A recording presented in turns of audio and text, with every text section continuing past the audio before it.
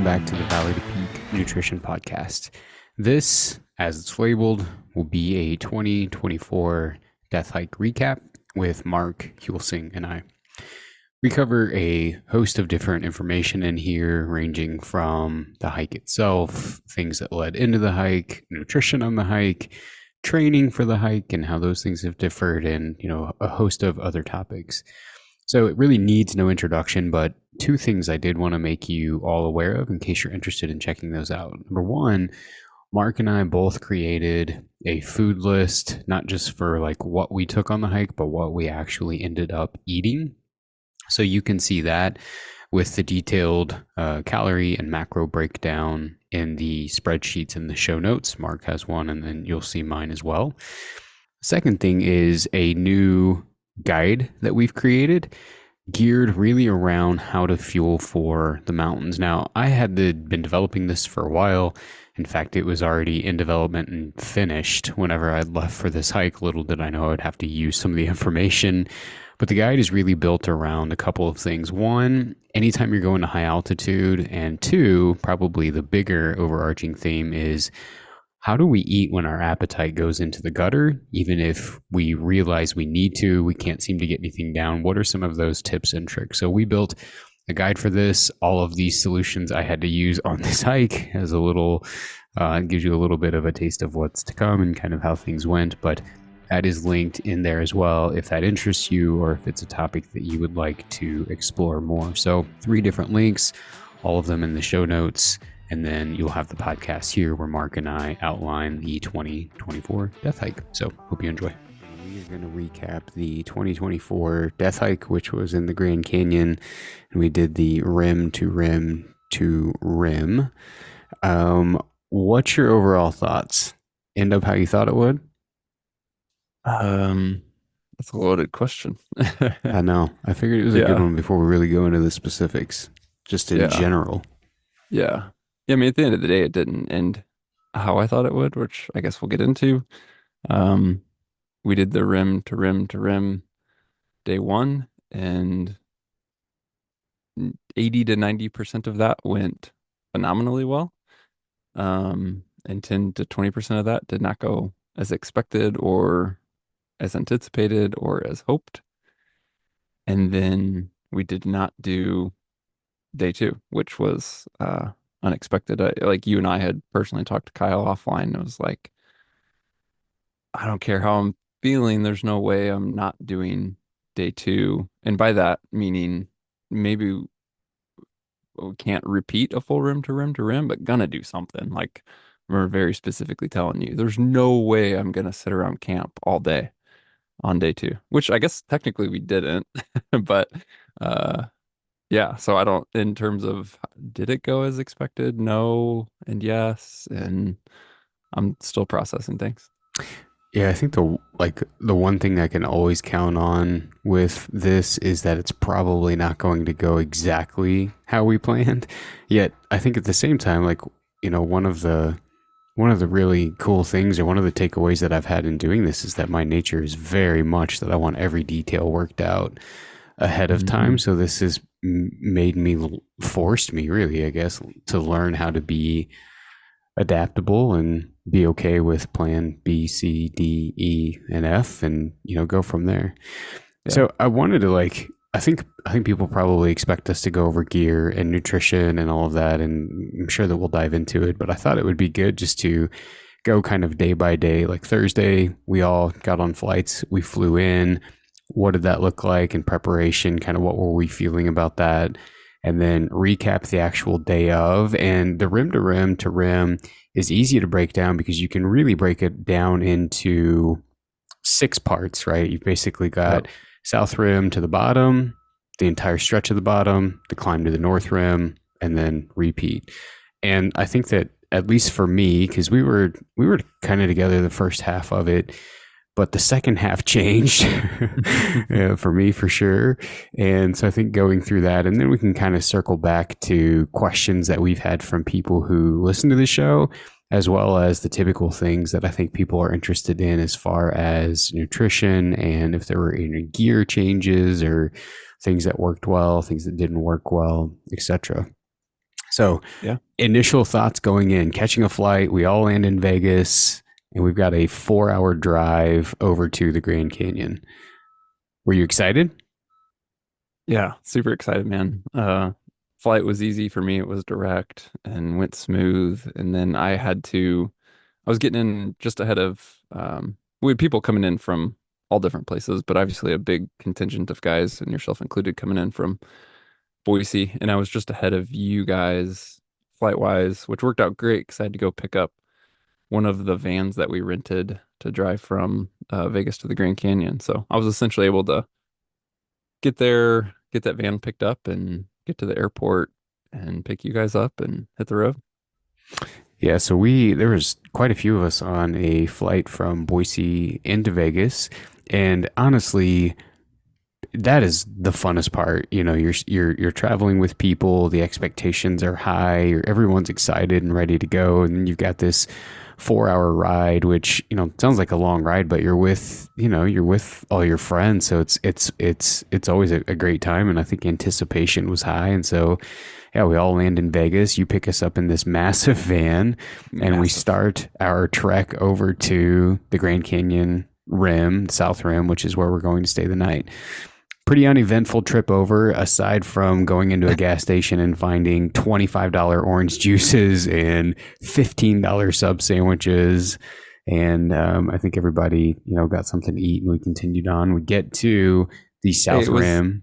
I gotta interrupt because it was uneventful for you because you weren't driving. I was going to mention this, but I didn't.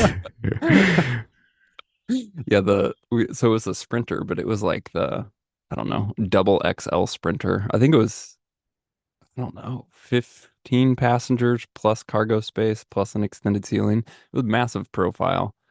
And part of the weather forecast we were headed into, for the Grand Canyon in particular, which affected most of the state, was a high wind advisory. And so this massive profile Sprinter was just getting rocked by wind and freaked me out because I had no idea that that vehicle had some sort of crosswind prevention detection system. And so I would randomly be driving down the highway, get hit with a gust of wind, and essentially the van would on its own hit the brakes and start steering. So, uh, yeah, I brought that up as a joke, but it was not an enjoyable drive. No, I mean,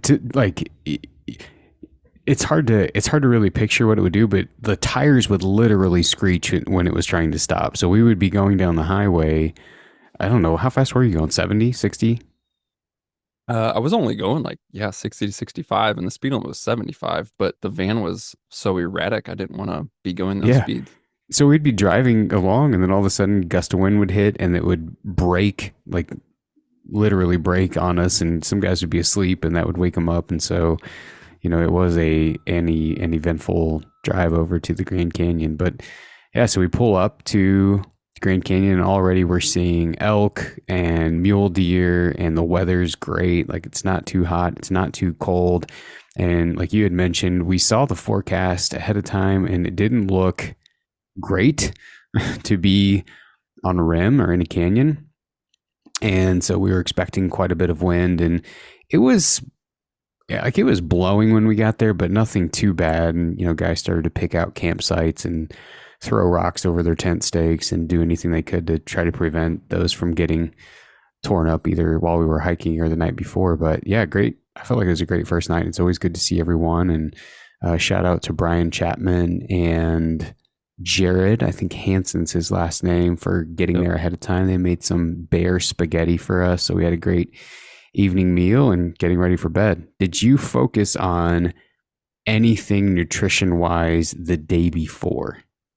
No, not too much. More hydration than nutrition. So I was just trying to, which is always a pain in the butt when you're traveling, right? You're on flights, and in this case, we're in a vehicle for hours, and um, I don't, I don't want to create extra, trips to the restroom, but I also want to try and stay intentionally hydrated. So, nutrition wise, not so much. I didn't like quote unquote carb load. I honestly, like, that spaghetti was delicious. I didn't eat a ton of it. I think I was just kind of excited, and spent more time getting camp set up and just talking with guys and enjoying it than I did taking any of that too serious. But yeah, hydration, yes. Nutrition, not necessarily. How about you?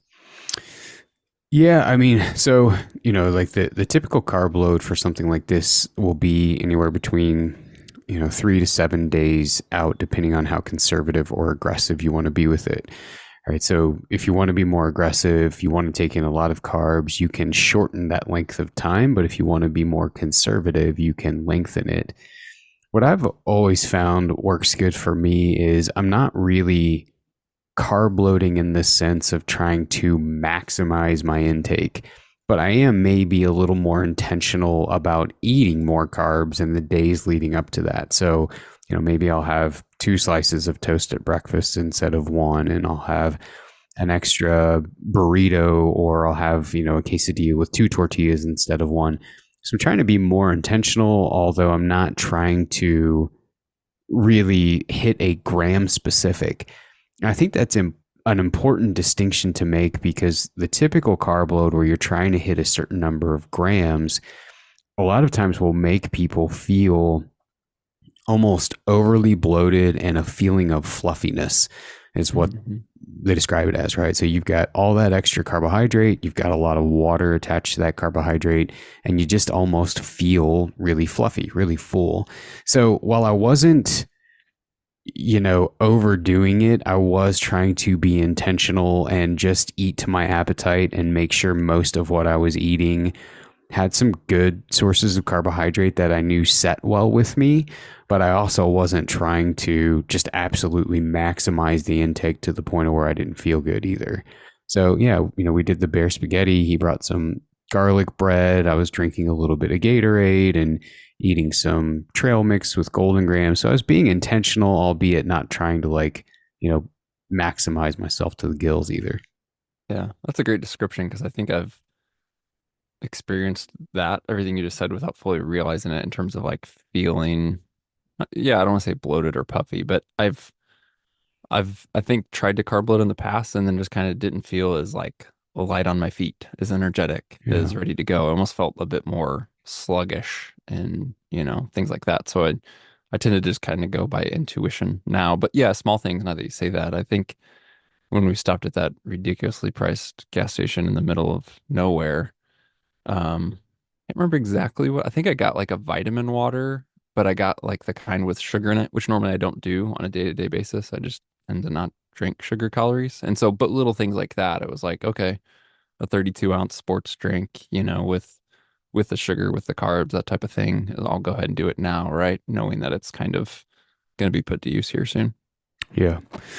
Yeah. So everybody finishing dinner, everybody was actually, pretty tired. So we all went to bed relatively early. Did you sleep good? I did for 2 hours maybe. Like I fell asleep really well and was really comfortable. And then I started playing that game where the first time I woke up, I was like, oh, I wonder what time it is.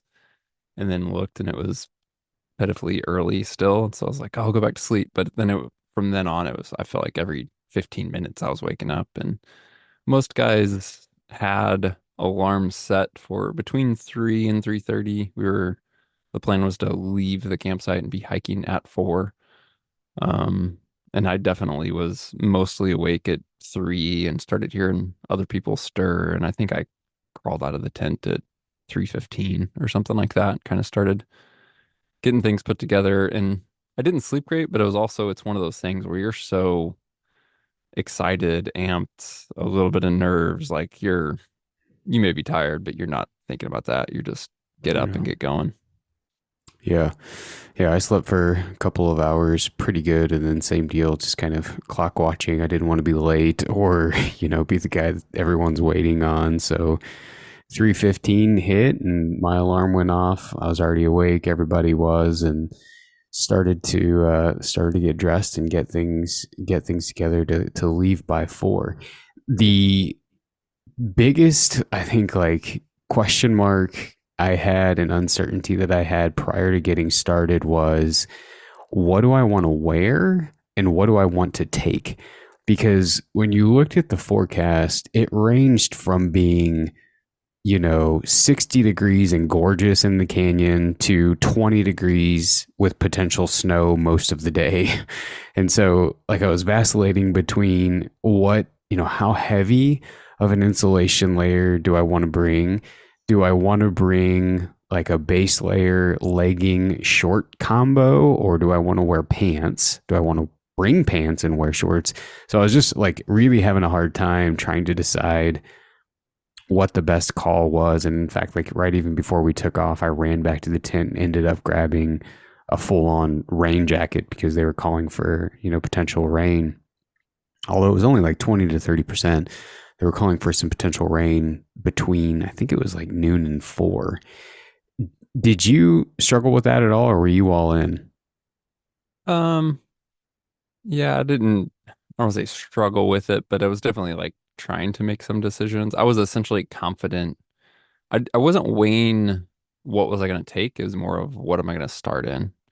And by default, I mean, everyone tends to want to be comfortable, right? And the problem is for a hike, and this applies to a hunt, it applies if you're packing in, what you're remotely comfortable in standing at the trailhead or at the campground is not what you're going to be comfortable hiking in 15 minutes later.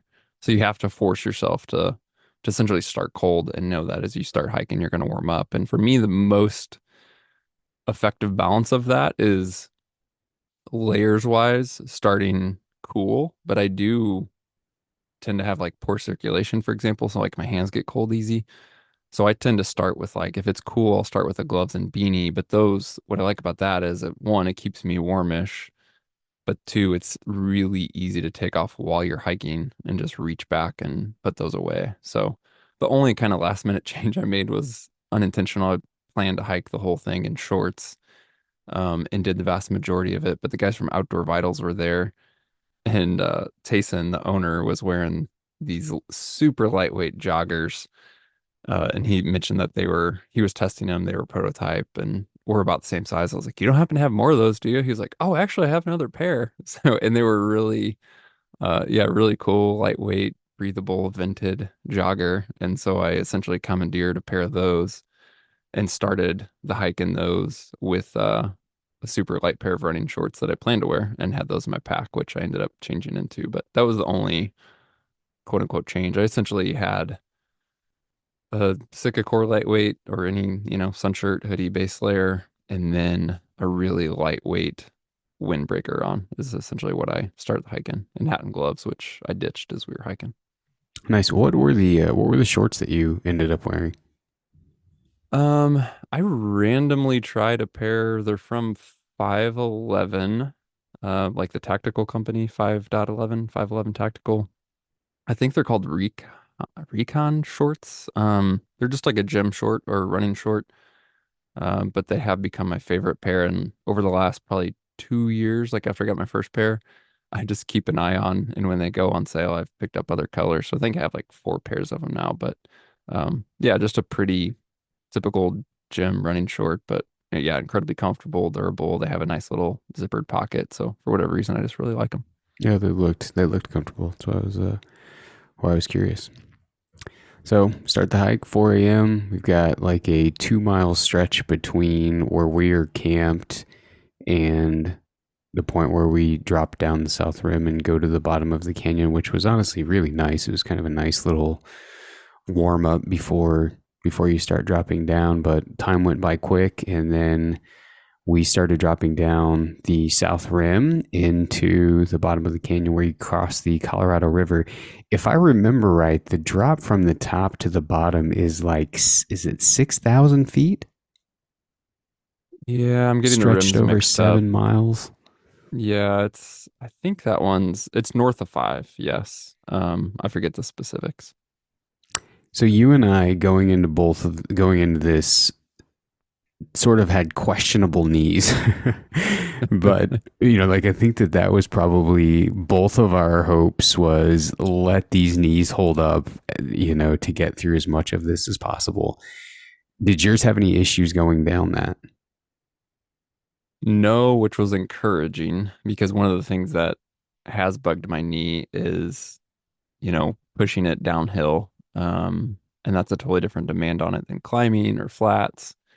And then I think a lot of people underestimated or didn't fully comprehend the trail conditions. especially there on that South Kaibab Trail. They essentially have put in steps with timbers, and then those have, gotten uneven over the years. And then there's these massive sections that are rutted out as well. And then those steps aren't equally spaced. So, long story short, there's a lot of ruts, there's a lot of drops, there's a lot of unevenness to this descent. Um, and so it can be tough. But yeah, I mean, I basically ended that full descent or the first 7 miles of the hike feeling way better than I expected to feel. And my knee handled it phenomenally well, which was super encouraging.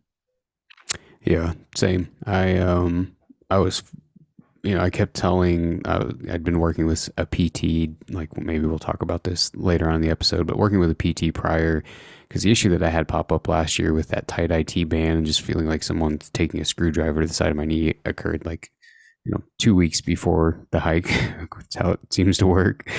Um, but it held up great. I mean, there were a couple of times where it was, a little uncomfortable, but certainly not nothing intense or nothing unbearable or nothing that made me feel like I couldn't keep going. So we, I mean, we cruised pretty fast to the bottom of that. Like when I went back to look at the mile splits, I think it said we were doing an average of like 4.2 to 4.5 miles an hour to the bottom. Now, granted, you have gravity working with you, and you're excited and you're going. So I think we were to the Colorado River by like 6:30 or 7 a.m. when we first stopped to get water once we crossed the bridge, and it was all pretty uneventful, right? I mean, prior to starting the hike, like I had a muffin that I had brought, and then I think at some point I had a small payday and, just kind of nibbling on stuff, but felt good to that point, and made it to the flat section that runs between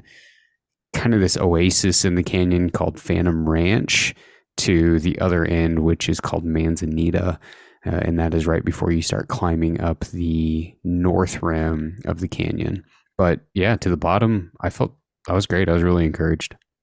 Yeah. Yeah. I mean, I think everybody for the most part was feeling good. And then there's so much excitement. Most guys tend to just be moving quicker, in part because it's early and they're feeling good. And then in part, I think just excitement. You almost have to, I know I was anyway, like almost throttling back of, stay efficient, watch your steps, don't go too fast because you just want to fly.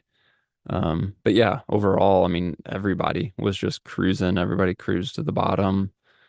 It was really fun. Just as we were at the North Rim, it's still pitch black dark. You start descending it, and there's all these switchbacks, and guys are getting spread out a little bit. So you can look above you or below you, and there's just in the dark, you just see headlamps like zigzagging, like almost like ants down into the canyon.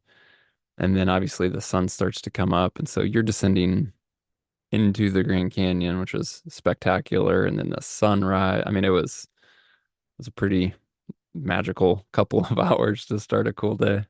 I know that you guys don't really love the term epic and game changer, which I hate those terms too, but this was pretty amazing. It was pretty epic, yeah. Yeah, I mean you're descending down what you know to be the Grand Canyon. It's pitch black, and to see all these headlamps like in a somewhat of a line going down looks pretty awesome too. But then the sun starts to rise, and you can kind of see the silhouette of the canyon, and then it like just the sun fully rises and totally opens up, and it's quite the sight to behold. I mean, it's pretty cool. And like, I'd never had any desire to this to go visit the Grand Canyon, largely because I don't want to go to national parks, largely because I don't want to be with people when I'm outside. But like the more that I started to look into it and got the idea of we're going to be in the canyon, the more excited I got. And then obviously the more pumped I was whenever you could actually see it. It's a pretty awesome place. I will say this though. I can't. No, you were there. Yeah, you were there. I think the thing that caught me off guard the most though was we get to the bottom of the canyon and we're all filling up water, and a park ranger comes over and she's like, "Are you Steve?" Looking at Steve. And so she basically puts him through a series of questions and he passes with flying colors. But it was really bizarre. It was almost like this park ranger was there for us, making sure that we were, doing as we needed to do or whatever. But it sort of caught me off guard to get to the bottom, and there's the park ranger, and she's like, "Are you Yeah. Steve? Are you with Steve's Did you? group?" So she was there only for us. Did you hear that? Oh, I figured that. I mean, the way that the Yeah. questions that were being asked and the way that she was like dotting I's and crossing T's, which is fine. It's her job. I understand. But I felt like she was probably down there making sure that we were okay. I don't know what she was down there for, but I felt like it was for our group. Yeah. I mean, so people do the rim to rim or rim to river or rim to like people hike and run in the Grand Canyon all the time. And there's a lot of signs with warnings and what to do and what not to do and whatever. But if you're doing a more organized or structured or group-based event, there are permits. And so we debated on whether or not to pull a permit for our group and for what we're doing. We technically should have, and we did. Um, but when you do a permit, you give them your agenda, you give them your group size, like you give them times you're departing and everything. And but we had no idea that they would essentially check up on us. But sure enough, like they knew when we were planning to leave the South Rim, and we're standing essentially at the Colorado River, and this woman's down there just asking people passing by, "Are you Steve? Are you Steve?" And eventually she found the right one. She found the right Steve and wanted to see a copy of our permit, wanted to make sure we had this, that, and the other thing, which you're supposed to have. And she flat out told us, like, she was only, and she had came down the night prior. I'm still not quite sure if she hiked down or had a mule. Because again, she's in the bottom of the Grand Canyon, and it was just to check on our group. And from my understanding, she did that and then was leaving, which I thought was a uh, interesting use of government resources, to put it one way.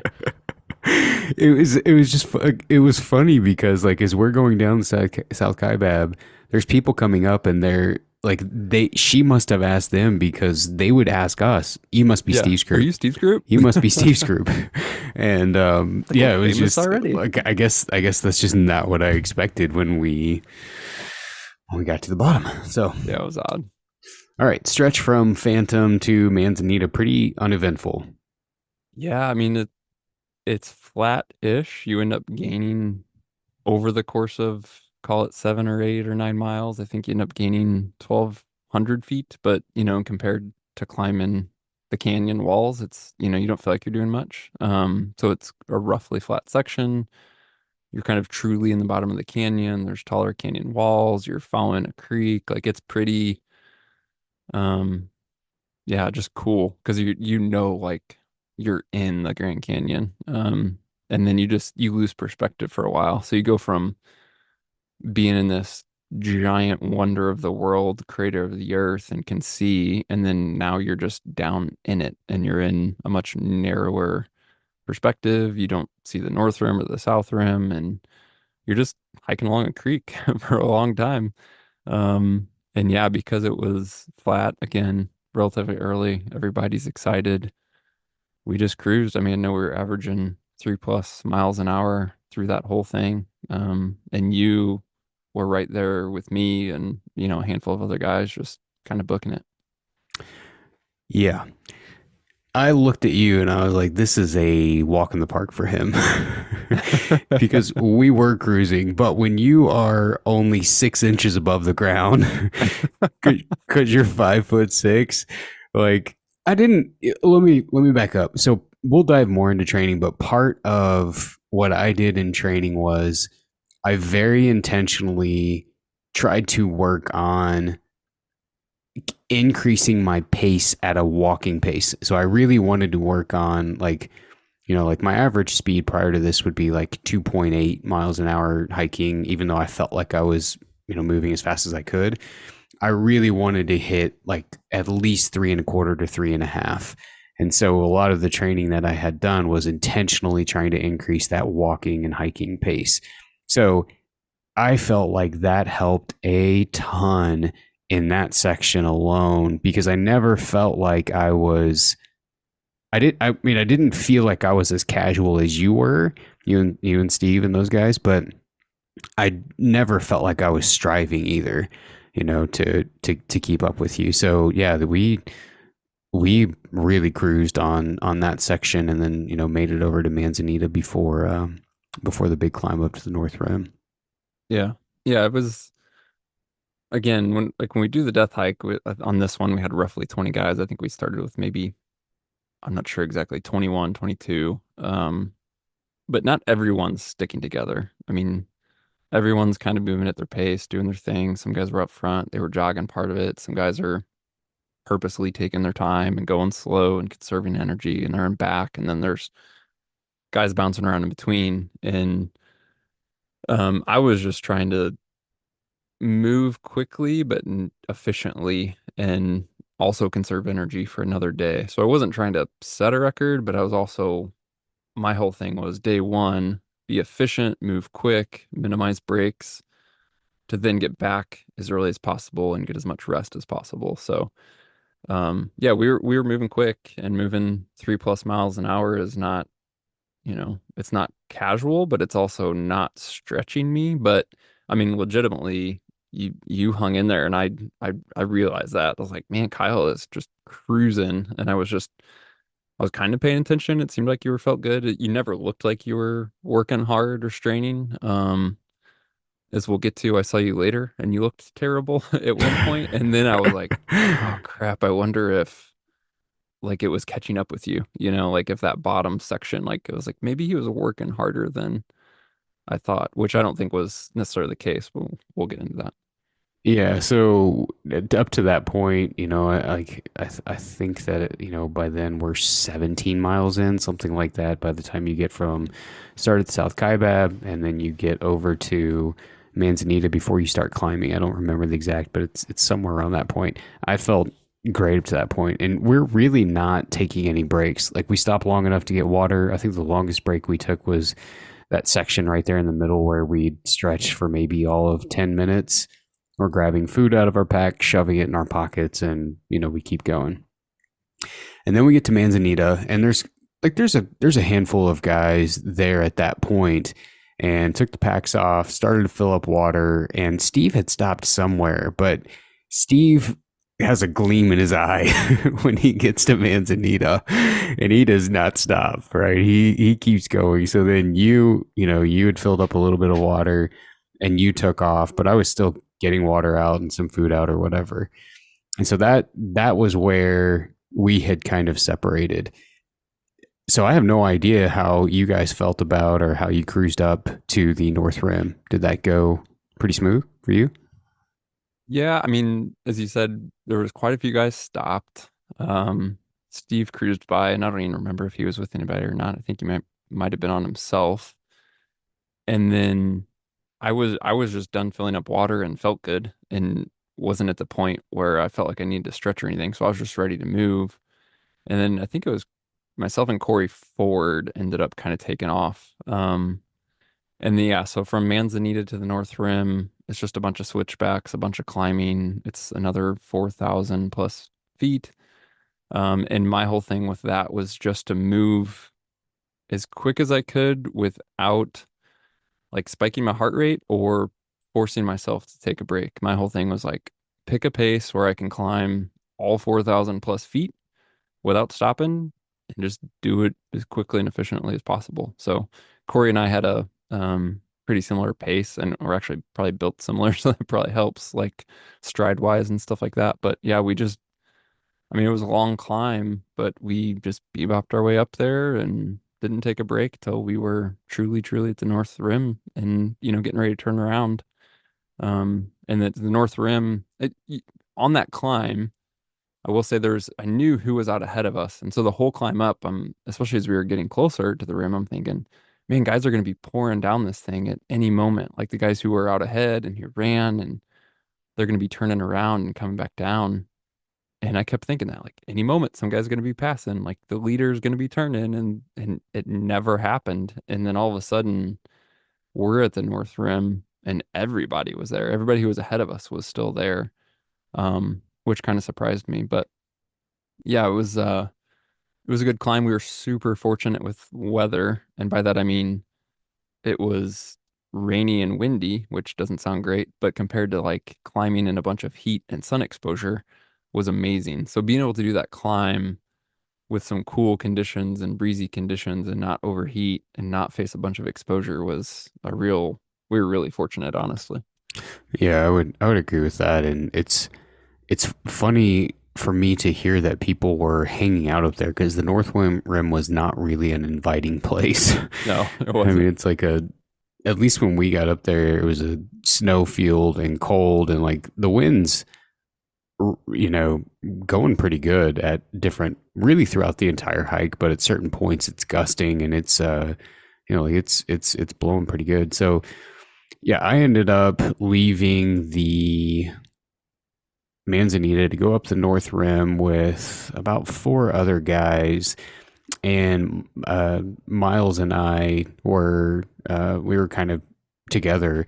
About halfway up, I just had this like wave of nausea hit me, which I've had, but not this intense. So it was kind of like you'd take a handful of steps, you'd walk for a little bit in a straight line, and I'd have to stop to prevent myself from throwing up. Right. And I know that, I know stuff like this happens and we work with people who deal with stuff like this, and but it's a different deal when you are, because now you have to go to plan B and you didn't really want to have to go to plan B. And so from about halfway up the North Rim to the very top, I just was like, we would hike for a section and then have to stop, wait for the, nausea to relax, and then hike another section, stop, wait for the nausea to relax, etc. I knew if I could get to the North Rim and turn around, I would be all right. I knew my appetite would probably come back to me. And so yeah, as we're making our way up there, I'm like having to practice what I preach and suck on gummy bears and just try to do anything that I can to keep some fuel in me without shoving so much in that I throw up and then end up losing everything that I'd been eating to that point, because that would have been, you know, like worst case scenario. So yeah, I mean, there's not a lot to elaborate on beyond that. We finally made it up there.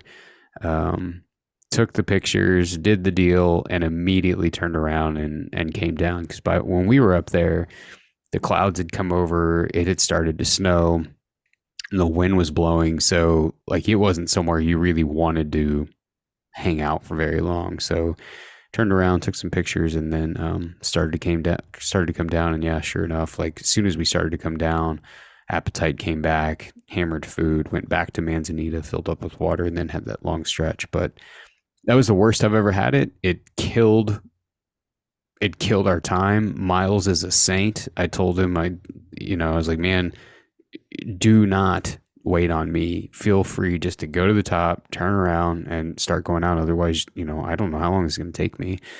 But he was like, man, I'm going to stay with you. I don't want to leave you out here like this, which was, and I didn't expect him to do that, but it was very gracious. It is, like it's at points on stuff like this, you're going to be by yourself. And I think you have to be okay with that. But it is nice if you're dealing with something like that to know that you've got somebody there to help you if things really go south. So I really, really, really appreciated that, and shout out to him for sure. Yeah. Yeah, that's cool. I mean, as you said, there's times where you'll be hiking by yourself, and we did in hikes past when they're more on the less established trail, there's greater chances of getting lost, or we've done a lot of stuff off trail. So there's more danger, and like we've had a quote unquote buddy system where you always have to be with somebody. We didn't have that for this hike because it's an established trail. There's one route. Like there'll be guys, if you have a problem, there'll be guys, coming through one way or the other, et cetera. But still, when someone chooses to kind of hang with you and help you, and even if you don't say anything, like them just being there is super supportive. Like that's cool. And I know, like, and we'll get to this later in the story, but there's a guy on the hike, Jory, who I had never personally met, and we ended up spending a decent amount of suck together. And it's just cool though, go from some dude you've never met to now you're doing something hard with them and sharing some suffering, and the type of bond that that creates is pretty special. Yeah. Yeah, absolutely. Absolutely. But yeah, when you had seed me, I was not feeling You good. you didn't look too great, Kyle. But I was glad I knew that just from, this, like, this goes back to the training conversation about, the value of training is not just physically, like, you expose yourself to stuff like this. So it's not new territory, and you kind of know how to deal with it. You're able to talk yourself through it, and you're able to know, like, once I get to this point, I should be okay. And, I could have turned around, but to me, that was not an option. There was Hmm. no way that I was going to turn around without going to the North Rim, even if I did start throwing up. So yeah, we hit the North Rim, came back down. I started just piling in the food, and even once we got towards the bottom, um, I still had a little bit of that at the bottom. And I think, like, I'll mention this because I think it could be helpful to other people. I think part of the issue had been when it first started, like, I did not want anything in my pack, which is very unusual. These are all things I've tried. These are all things that have worked well when I was nauseous in the past, etc. But I didn't. The last thing I wanted was any Gatorade, so I wasn't eating anything salty. I was drinking water, and I knew I was probably having. Because I'm not peeing much. I knew I was probably pretty low on sodium intake. And so one of the things that I took this year that I've experimented with in the past 2 years with training was instant mashed potatoes. And so a pack of those, one serving of those, has about 3 times the amount of salt that your normal electrolyte powder will have. And you don't have to deal with the water intake that comes with that. So when we got to the bottom, I mixed up a bag of those, even though it didn't sound great to me. I knew I had to get those in. I did, and that's when everything changed for the positive. From that point on, the appetite returned, and I could just start eating everything in my pack, which we needed, obviously, with that straight stretch and then the climb out. But I think I think that was part of the issue. Yeah.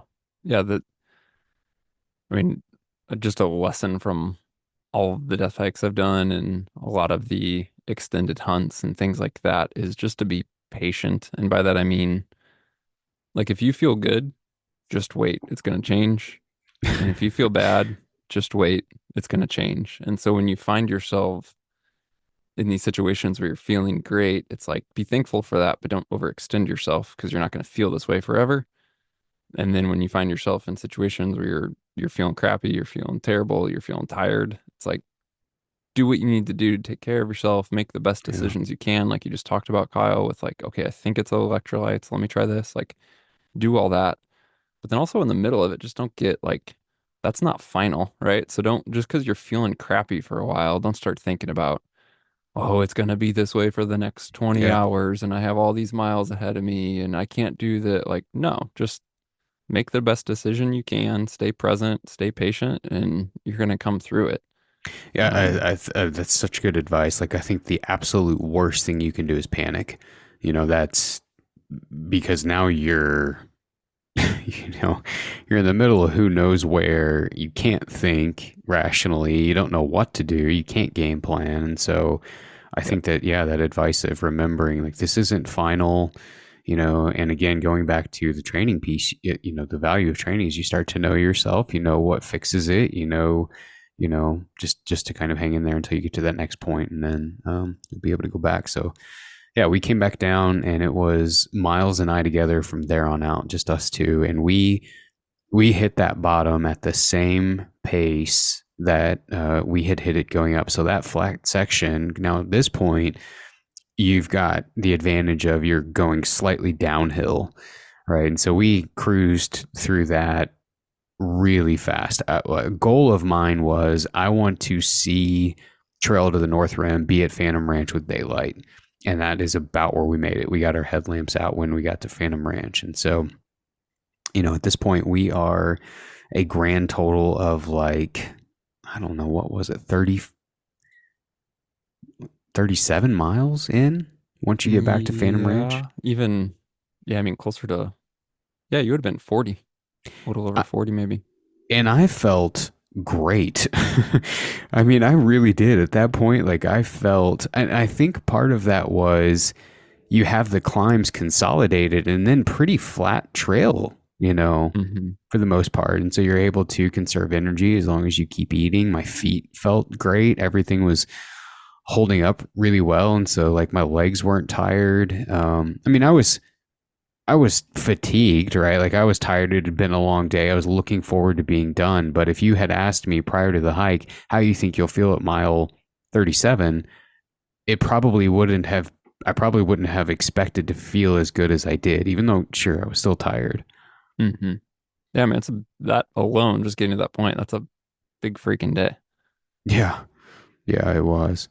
And then we hit the climb out and everything fell apart again. I mean, it didn't fall apart. It was just like that, going from feeling like, man, I feel strong. I was energetic. We were both like, we were both really encouraged. And he and I were having conversations about the next day because at that point, everybody felt like they were still going to go the next day. And Miles was kind of not sure what he was going to do. And I was at least like thinking, man, if I feel this good at the top, I'm going to at least go rim to river, rim to Phantom Ranch and back, or see what everybody else is doing. But man, I way underestimated those climbs. And Hmm. that climb out is just slow and arduous, and the fatigue of the day really starts to catch up with you.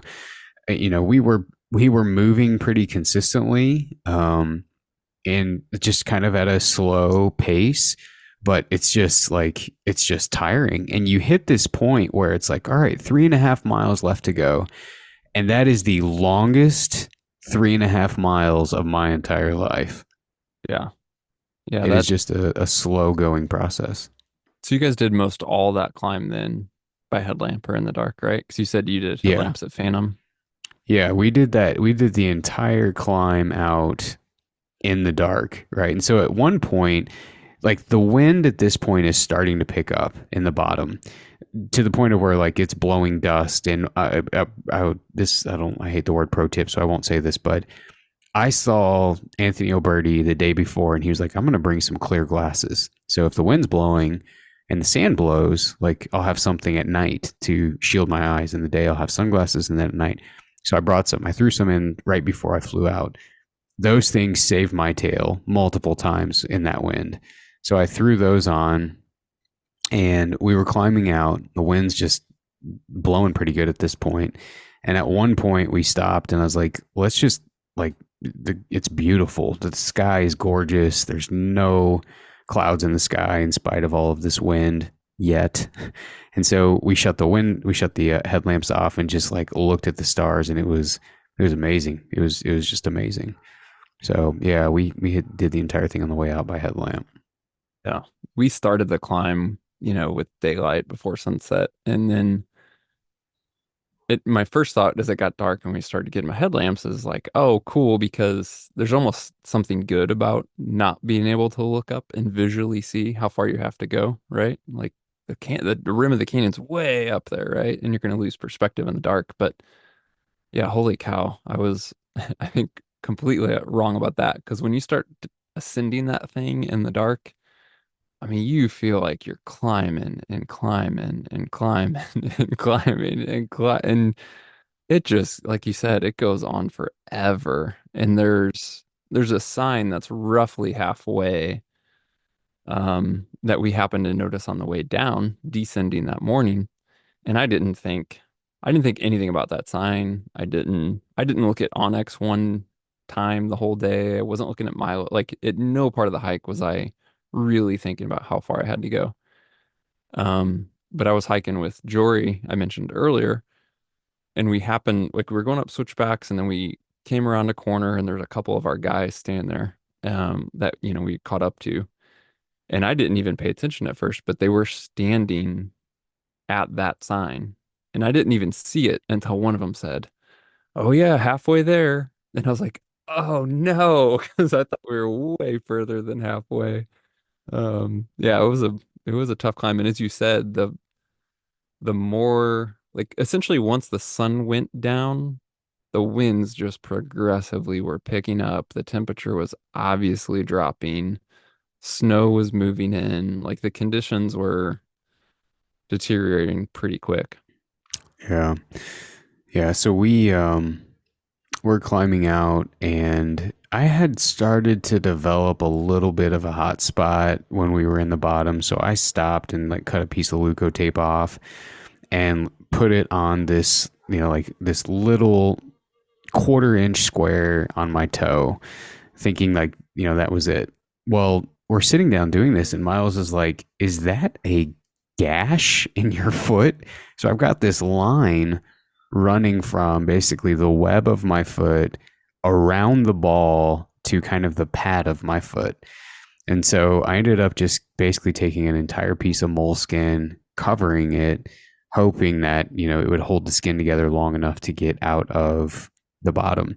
I don't think it had anything to do with the shoe so much as you just have all of this uneven terrain underfoot most of the day. And I guess you could blame it on the shoe because the shoe's relatively soft soled compared to a boot. And so my foot's just like rocking all over the place. I should have done a better job changing socks, but honestly, we never stopped long enough to change socks. So about the time we hit that halfway point, I take a step and I feel this thing just split. I mean, like the entire length of it. And my foot is just like, you can feel the pulse of my heart through what had just opened up. And, I've got two thoughts. One, you should probably check and make sure this is not really bleeding a lot to where it's going to cause you a problem. But then the second thought was like, it doesn't really matter if it is because you have to get out of here. I mean, at this point, it's dark. It's like 10 p.m. A lot of guys are out. There's a few that are still behind us even, but I knew there were no mule trains. No one's coming down, right? So I thought at least stop, check and see if this thing's bleeding, try to fix it, and then get out. We stopped. It was fine. Well, it was as fine as it can be with that. So we continue to hike, and now it's starting to snow. And from the time that we hit that midway section till the time that we got to the top, it was basically a blizzard. I mean, it was absolutely dumping on us with wind. And Miles and I are both in shorts, if I remember right. And it's cold, cold, cold. So that stretch, like that last 3.5 miles was definitely a mental and physical grind to get up. Yeah.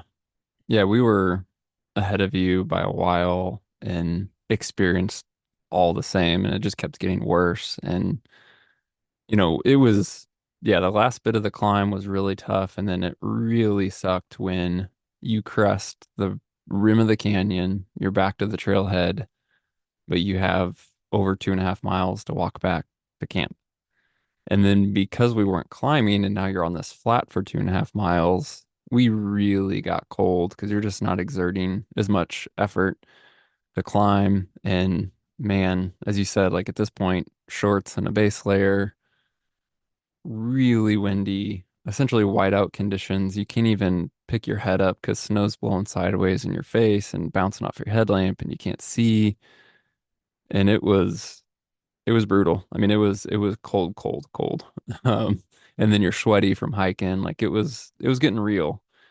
And yeah, once we were back to camp, Steve was like he was in the van, turned it on and was warming up and trying to dry out a little bit. And he was like, I'm gonna text everybody that's still in the canyon. You don't have service in the canyon, but as soon as you crest the rim, you get service. And he's like, if anybody happens to get it and they need help or they need picked up when they get to the rim, like we might end up going to pick people up. Well, he started texting people, and almost immediately someone called him and was like, "Hey, I just came out. I just got your message. I am in rough shape, freezing cold, borderline hypothermic. Please come get me." So me and Steve and Jory hopped in the van and drove to the rim and picked that guy up. And then Someone else ended up taking him back to camp, but we were like, hey, we're just gonna sit here, wait for guys to come out. As you said, Kyle, it was like legit blowing hard, whiteout conditions, freezing cold temps, and it's getting late. I mean, it's getting late, and we were just like, if people are coming out in rough shape, like we'll just offer them a ride, because that 2.5 miles back to camp was it was freaking miserable. Yeah, so we Miles and I end up coming out, I think at like, if I remember right, 11. If I remember right, it ended up being just over a grand total of just over 19 hours from the point that we'd started until the time we got out. And like we get to the top and we just like we hug each other because you just like you said earlier, you just like went through quite a bit with this guy, and plus for him, like, he I didn't expect him to stay, but he hung with me whenever I wasn't feeling good, and that's a pretty like hard, pretty cool thing, to not be excited and almost emotional over when you get to the top and the end of something like that. I had some pants in my pack, so I was going to go over to the restroom, throw my pants on because I knew we had 2 miles back to camp. And I hear people start yelling at us, like, "Hey, EXO guys, you want to ride?" And we were both so confused, like, who could be here? Who could You're know just that we're staring with into headlights, yeah. Yeah, who could know that we're with EXO? And then in the back of my head, I'm thinking like Miles was gonna go. I knew that, and I'm thinking if I pull up to camp, getting dropped off, these dudes are never gonna let me live that down. So I was trying to decide if I should say yes or no, and then I realized it was you. It was your voice, and so Miles is like, "Yep, I'm out. I'm going back." And so when I knew it was you, I was like, "Yeah, I'll come in and warm up." That was so So yeah, funny you from guys my came to get us. perspective. Yeah, because I saw you guys pop out and I get out of the van and again, blowing snow and all that. And I'm like, hey, EXO guys, you want to ride? And you and Miles just looked at each other and like didn't respond for a minute. And I could tell you were just so caught off guard. And then finally, when you go, is that you, Mark? And I was like, yeah. Even then, you still just looked at each other almost like this is some sort of setup or trick. And if we say yes to getting in the van, I don't know what you thought we were gonna do, like beat you with rods or something. Like, it's not a death hike. You're not getting in the van. But yeah, the conditions were so bad. I had to convince you guys, like, it's okay. You can come get in and warm up. Yeah, so we ended up with like 46 some odd miles and 12,000 vertical feet. It was a great day. It really was. And yeah, I mean, I wish the nausea hadn't happened just because I would have liked to have seen, how I did in quote optimal situation, but it did happen. And I think that's the beauty of it. Like I think that's what makes it what it is, and that's what makes you, whatever this means for you, grow in your capabilities. Is like if you had sailed through that with no weather and no issues, I don't think it. I mean, I'm sure it still would have been a big day, obviously, but I don't know that it would have been as meaningful as it is to me having had to do those things, and Yep. um, yeah, it was a great trip. Really enjoyed it. Yeah, for sure. Yeah, so um let's see, Steve and Jory, I think drove you guys back to camp. I had puffy pants and a puffy jacket at that point, and they left me at the North Rim, uh, or sorry, yeah, South Rim in a blizzard to essentially wait for other people that may come out. And the short version to skip ahead is it got to the point where Steve and I are still sitting in that parking lot at 2 a.m. and had three guys in the canyon and still blowing, still snowing, trails are covered, conditions were legit. We're concerned with guys who've been in the canyon for 20, 22 hours at that point. We don't know what their mindset is. We don't know what their physical state is. We can't get a hold of them on InReach or phones. And skip ahead from there, they finally got out after 3 a.m. And we were just thankful that they were safe and in good shape, but essentially didn't get to bed till, you know, 3:30, so it'd been up for over 24 hours. And essentially, if we wanted to do a day two, would have had to started about that time, 3:30, 4, 4:30, 5, and we were just getting to sleep. And then the little bit of snow that was supposed to happen never let up. And long story short, for a variety of reasons, like safety, lack of sleep, weather, conditions, still waking up the next morning, still snowing, people beat up, some people who physically aren't going to go.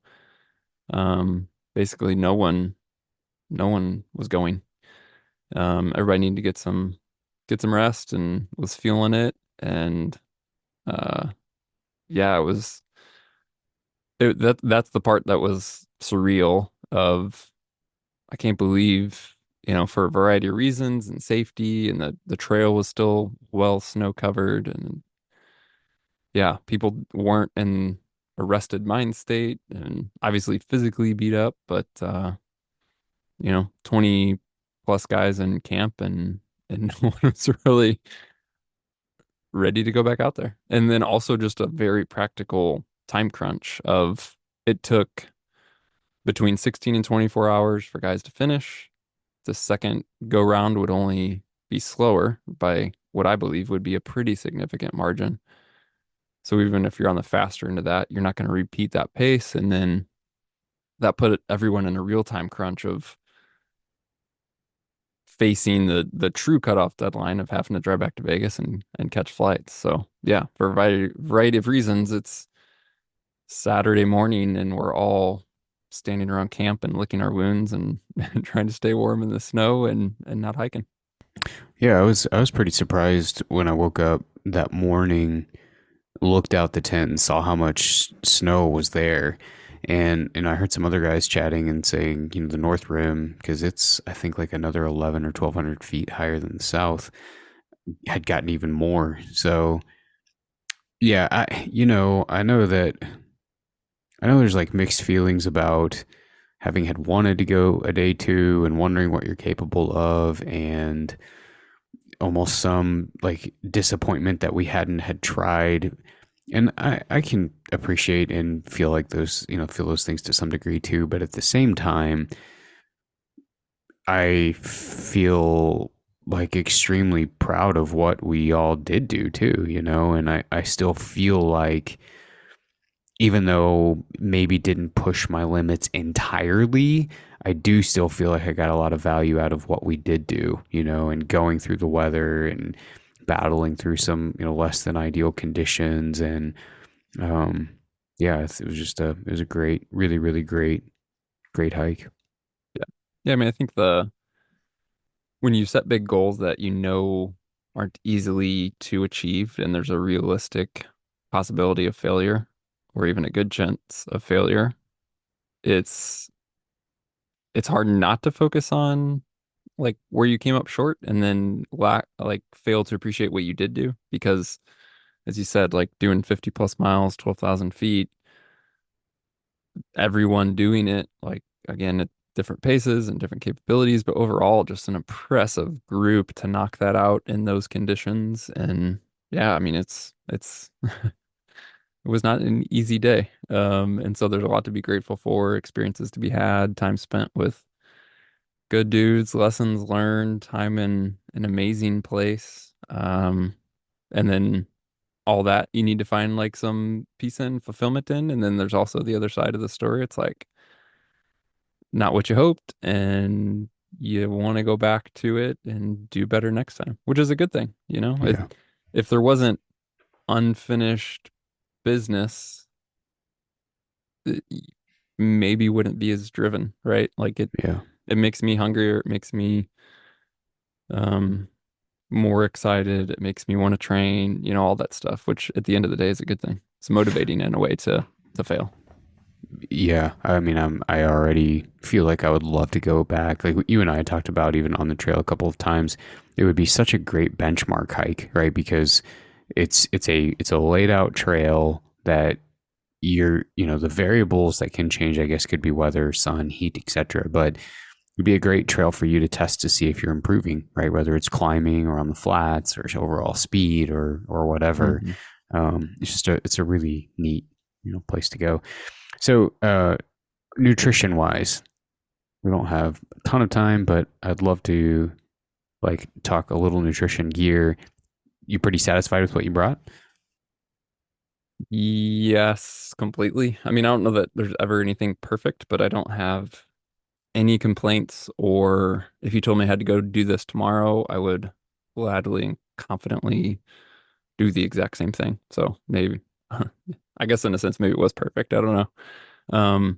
Yeah, I mean, I sent you my full list, so you can include a link and look at that. But um, yeah, the big picture, I ended up I track. So I had a list of what I was taking, and I knew I was taking more than I needed. So I knew I wasn't going to eat everything, but I wanted a calorie buffer to give myself some freedom and flexibility to eat what sounded good and not be stuck with, well, I only have enough calories, so I have to eat exactly what I have, right? So um, there's some things I didn't touch more from a quantity perspective, and I took those out of the list I sent you. So the list I sent you, Kyle, which again people can see is exactly what I did intake, and I essentially consumed 4,800 calories during the hike, and then another little over 1,000 calories after the hike. So in total, just shy of like 6,000 calories. Um, and then yeah, I mean people can see in there just a mix of everything from trail mix to straight up candy to tailwind, oatmeal cream pies, just a variety of things. But yeah, I mean, energy wise, palate wise, I had zero stomach upset, zero lack of energy, zero struggles to want some to eat anything, zero struggles to keep anything down. Like, yeah, I was just honestly felt like I nailed it. And again, all that's personal, right? So I'm not saying this would work for everybody, but for me, it was dialed. Yeah. Yeah, I not the same, but kind of the same. I mean, I took a bunch of stuff that I'm familiar with and have had no issues with, and it always sounds good. But when that wave of nausea hit me, like it killed my totals. So my totals on the trail were about 50 to 75% of what I had planned on. Just because there was that big stretch in there where I couldn't eat anything. So I wound up with 3,800 on the trail and then 4,500 total with the remaining 700 being once we got back to camp. And I think, essentially our strategy for intake was the same in that we really didn't stop to eat ever. Like we didn't just stop to take snack breaks, which is typically what you do like on a death hike, right? You're hiking for a period of time, you stop for 20 minutes or so, mow down some food and keep moving. This was very much stop, shove stuff in your pockets, and you eat while you're walking. So, I think we both were, for the most part, trying to drink Tailwind or Gatorade or some sort of, carbohydrate based drink while we were moving, and then, eating snacks every hour on the hour, if not more frequently than that, and just trying to keep the intake basically like an IV, just a constant drip of nutrition throughout the entire thing, which is exactly how you should, handle something like that. Yeah. Yeah. I mean, we knew, like, back to your point, you basically this hike, the way we did it was in sections. And so, 8 or 9 miles, we're going to have a place to fill up water. Go another 8 or 9 miles, a place to fill up water. And that was the whole day. And so it was really easy to be strategic because it was like when you stop and fill up water, one, you're filling up water. For me, I had a Nalgene with Tailwind and a Nalgene with straight water. So I had both of those options to drink from. And then I would just look at and go, okay, well, the next, roughly 3-ish hours, like, what do I want to eat? And just had that accessible. So as you said, yeah, I mean, you're on the go, you're stopping to fill up water, load your pockets with what you want to eat for the next 3-ish hours, and you take off and you're consuming on the go. Yeah. Training wise, leading into this, I think we both handled training a little bit different than we normally would. I know people would be interested in that. We did have someone write a question in about this specifically. So he says, this probably goes against beyond the scope of the podcast, but you've had an uphill athlete coach on before, so I feel like you've opened the door. I'd be interested in learning how you trained for this year's death hike and the thinking behind the change. because I knew last year you were training, you had got injured, and so he was wondering what the difference between this year versus last year looked like. And I know, you and I talked quite a bit offline, so I knew you took a different strategy, I took a different strategy, and obviously we don't have time to dive into exactly what it was that we did. But 30-foot overview, what was your general approach to training for this? Yeah, so basically for the last year, as you mentioned, I've been uh struggling with working around a knee that somewhat bothers me. And one of the things that definitely bothers me with is actual running. So that was out. And then hiking, it has tolerated pretty well. Hiking, even when you're hiking fast, is pretty, call it inefficient, meaning like the total amount of miles you can get is still tough to do without a massive time investment. And then I just struggle like everyone else who's super busy and has a family and all that to like, I just basically have to maximize. Here's the time I have to train. What's the best way to do it and get it in? And so any hiking I did do was very focused on elevation, gain and loss. But I'm also in Missouri, so that's difficult. So essentially, I was like almost all of my hiking was just hill repeats. And I mean like the same hill, just up and down and up and down and up and down and up and down for hours. And one of those hills happens to be like they have like natural kind of like stone steps cut into it, which mimicked the Grand Canyon extremely well, actually. So it was darn near perfect, but I would go do that same climb. It was like 275 feet of gain, turn around, drop to the bottom, repeat. Um, so I did that, at times for hours, which is mind-numbingly boring, but I was able to basically like the longest hike I did was 10 miles, but it got me over 6,000 feet of elevation gain, which again, for, not being in the mountains is pretty phenomenal. So all my hiking again was just super strategic. And then that was only 2 days a week. It some days, sometimes only one. Um, I was biking a little bit, road and mountain, but really the other main thing I did, if I hiked 2 days a week, I basically built kind of some of my own circuit type stuff that was really just focused on lower body strength and strength endurance. So trying to keep my knee healthy, trying to not have any imbalances and trying to stay strong. And so I basically, I can share this list and I might shoot a video on it at some point, but just basically got to the point where I had this circuit of basically just by using a cooler, a kettlebell, or you could use a dumbbell, and then a weighted pack. I was doing um, lunges and step ups and kettlebell swings and goblet squats and a lot of variations of those. And most of the weighted stuff was single sided. And then I was also really intentional with this to not make everything forward. So, like all the step ups weren't just stepping up forward onto the cooler, they were like stepping up to the side, for example.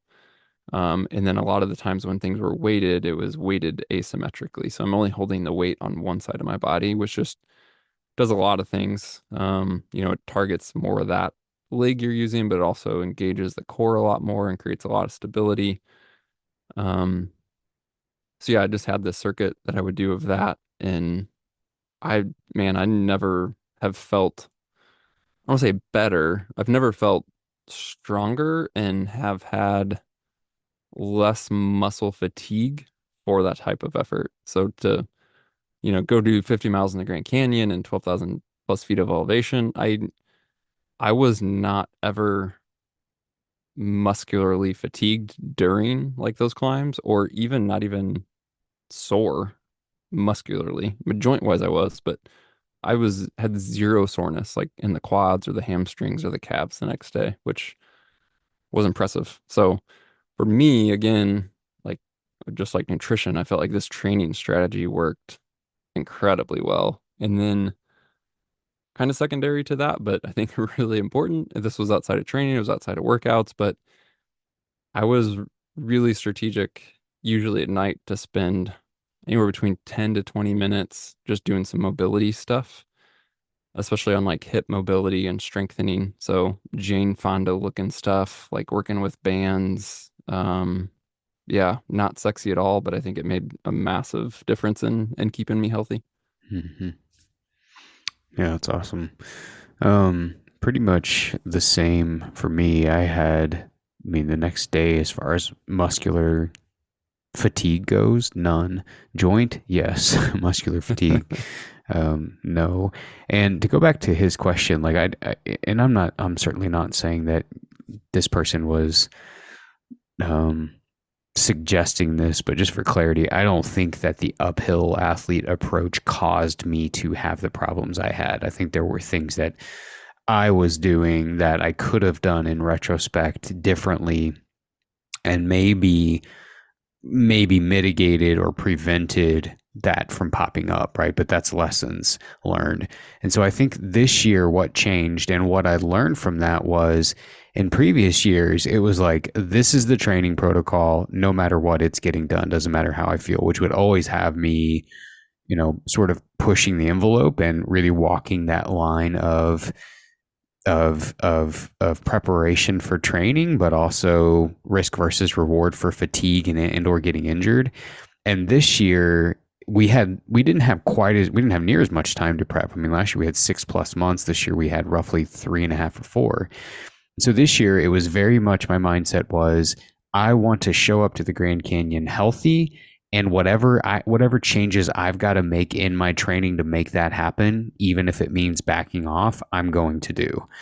Um, and that served me really, really well. Now, I did take the uphill athlete approach in the sense of, and I mean, I guess they've marketed this, but I don't know that it's just proprietary to them, in really trying to spend a vast majority of my time doing zone 2 training and then incorporating some tempo work, which is kind of, you could maybe think of it as sprint intervals, I guess would be something that some people might be more familiar with, and then some resistance training.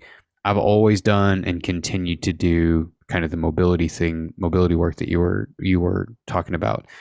What I've learned in doing that over the years is, and you can see this if you track any of the data or the metrics, there's a point where the zone 2 work that you're investing just becomes easier, and you can see that in your heart rate. So the same pace, the same tempo, the same rate, the same everything, all of a sudden your heart rate is much lower doing that effort. And when I see that happen, I know I've achieved at the bare minimum of what I want. I know I've at least achieved the minimum effective dose, right? And so, that's really what I was watching for, and I saw that happen, about 8 weeks into training.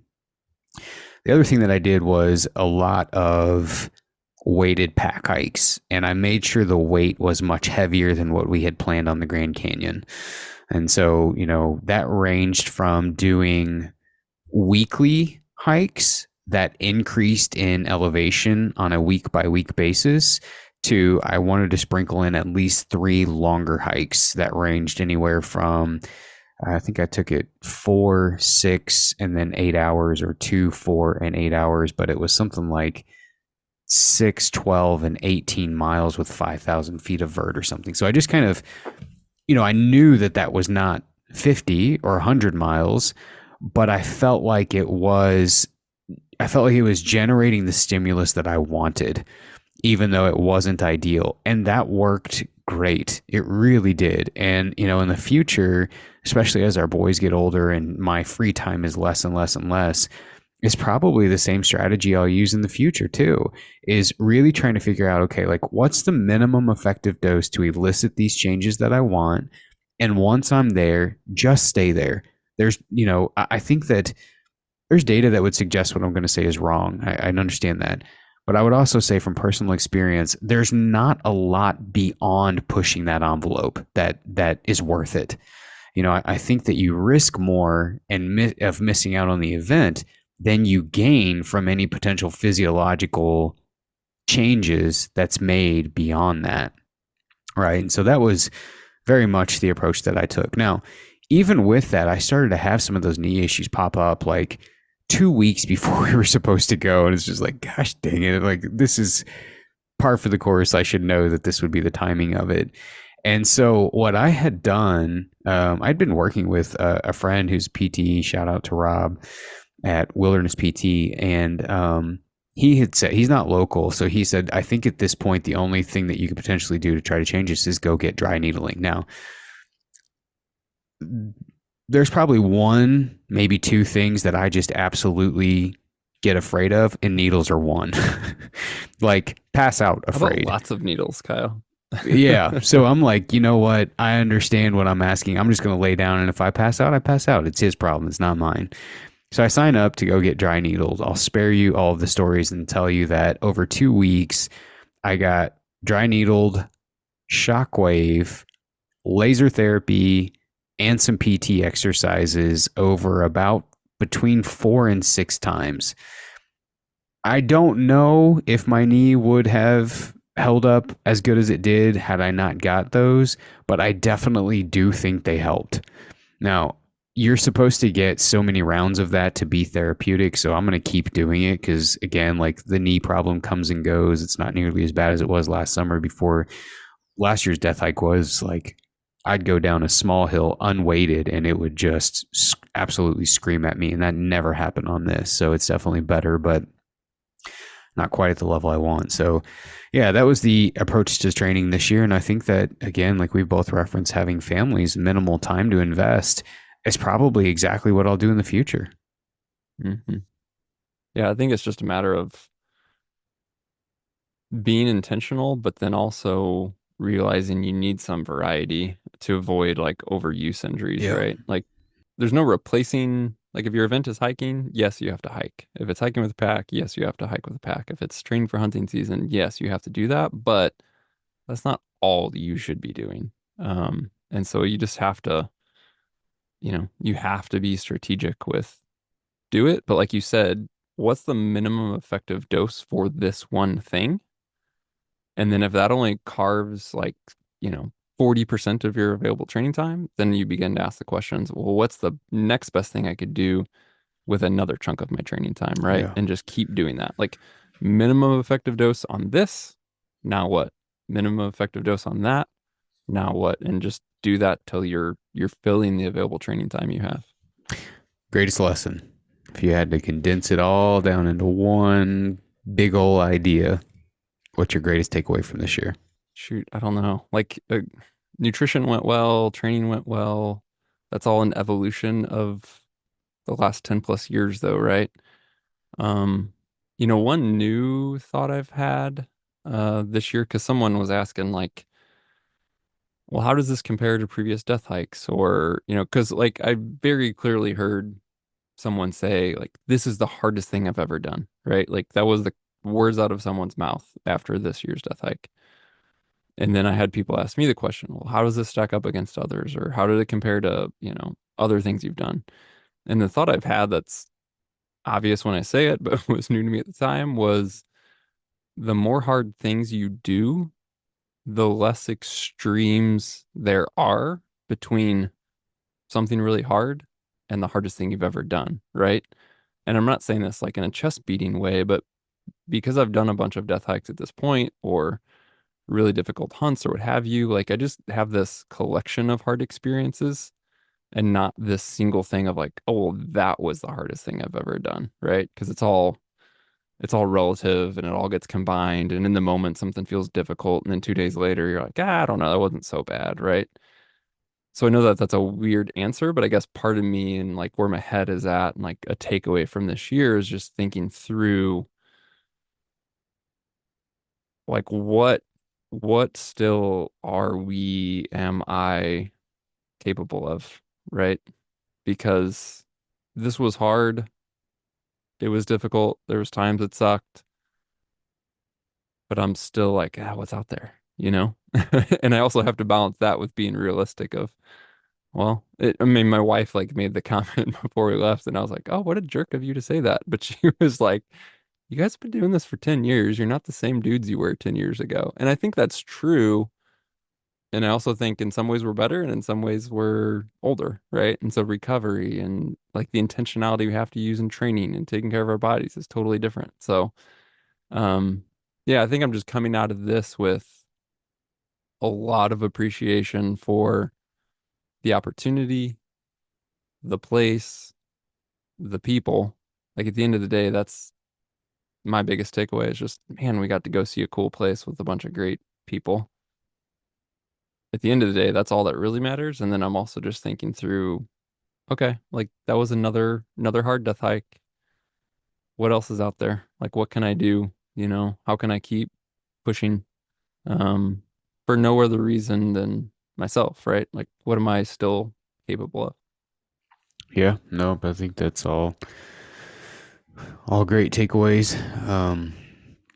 I would say mine is the people. Like I wrote a thing today to our clients, and that was what I put. I was like, you look back on it all, and yeah, it's an amazing place, and it was just, it was a big day, and it was all of this stuff. But if I did that on my own, it wouldn't carry the meaning that it did because of the people, and like just this immense sense of gratitude to have a group like that and to be able to be a part of it, and I think that to me is the thing that stands out the most. And yeah, all the other stuff, like we were saying earlier, you think about a hunt and you're like, oh, well, how far is it back? Oh, it's 15 miles and 3,000 vertical. I mean, I hear that now after 50 and 12-1, and I'm like, okay, it's that Guess we sounds should so, start hiking.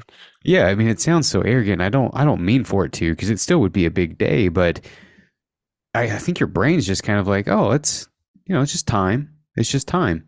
It's not really like, oh, that's too difficult. Let's not do it. It's like, oh, that'll just take you a certain amount of time. Go ahead and plan for it, and then go do it. So it really does kind of expand your boundaries on what you feel like you're able to do, which really only makes you more confident, not arrogant, but more confident when you are out by yourself, solo hunting or whatever.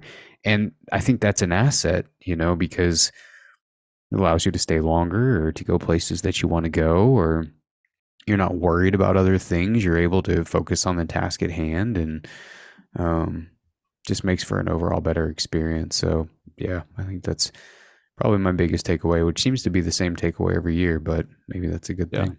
Yeah, and I think coming back to what I said earlier of if you feel good, just wait, you won't. And if you don't feel good, just wait, you will. But taking that into everyday life, right? Like we're all going to go through struggles. It's not final, it's not fatal for the most part.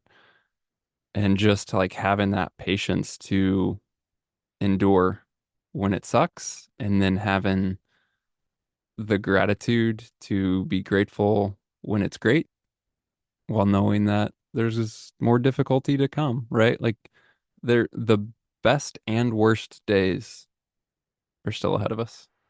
The best and the worst days are still ahead of us, right? And which is like you could look at that as a depressing thought. I just look at that as that's that's life. That's reality. Go with it.